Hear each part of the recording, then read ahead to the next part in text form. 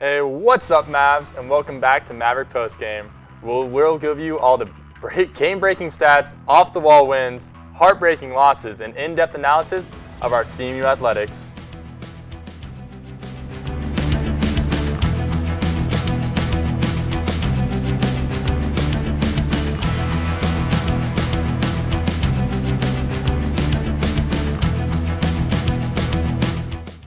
Hello everyone, I'm Maddie Hager. And what's good, y'all? I'm Justin Platt. Let's take a look back at all the action that took place this week involving our Colorado Mavs. In the biggest game of their season so far, the Mavs women's basketball team stepped up to the challenge. Playing against the number 8 seeded MSU Denver in round 1 of the RMAC tournament playoffs, the Mavs were victorious 60-46. This was due in part to a career night by Kylan Rigsby. Rigsby put up a massive 26 points, going 9 of 18 from the field and sinking 5 3-pointers. As a team, the Mavericks shot at 39% from the field, 32% from the 3, and at 80% from the free throw line. The Mavs had 31 rebounds and collected 16 total turnovers.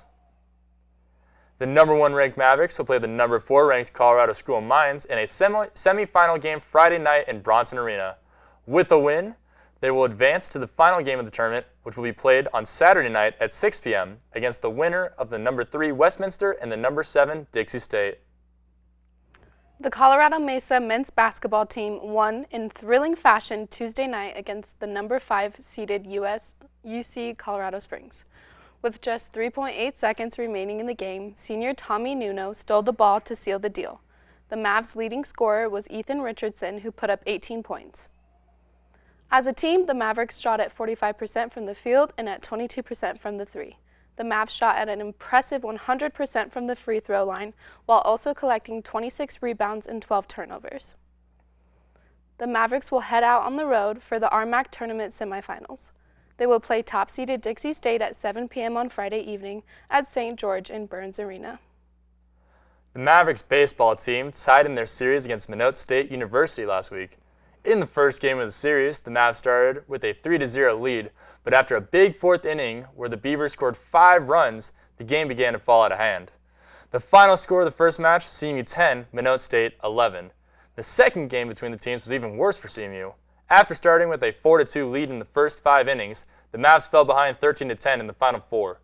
This would be the third game in a row in which the Mavericks have surrendered a lead. However, the Mavs were determined to not let the previous matches define them. After falling behind by 4 in the third game, the Mavericks had enough. The Mavs went on a 10-2 run to close out the game. The big play of the game came from Hayden McGarry, who bombed a grand slam in the 6th inning. The final game of the series was a thriller. The game had a total of 35 hits and 28 runs. The Mavericks scored in 7 of 8 innings. The final score of the game was 17 CMU to 11 MSU. The star of this game was Chase Hamilton, who went 4 of 5 at the dish and scored 3 runs and an RBI to give him 4 total runs on the game. The Mavs are now 10-4 on the season and will begin their next series against Regis on Friday, March 6th at 3 p.m. It's time to recognize our Maverick of the Week. Our Maverick of the Week this week goes to number 24, Kylan Rigsby of the women's basketball team. Rigsby played an unbelievable game in the Mavs' first playoff match this season, putting up 26 total points. She was the leading scorer for the Mavericks and the biggest factor in their win. Congratulations, Kylan. For your stellar performance, you are our Maverick of the Week. Well, that wraps it up for another awesome episode of Maverick Postgame. Thank you for tuning in, and we hope to see you next week. My name is Justin Platt. And I'm Maddie Hager. Thanks again for watching, and have a Mesa amazing day.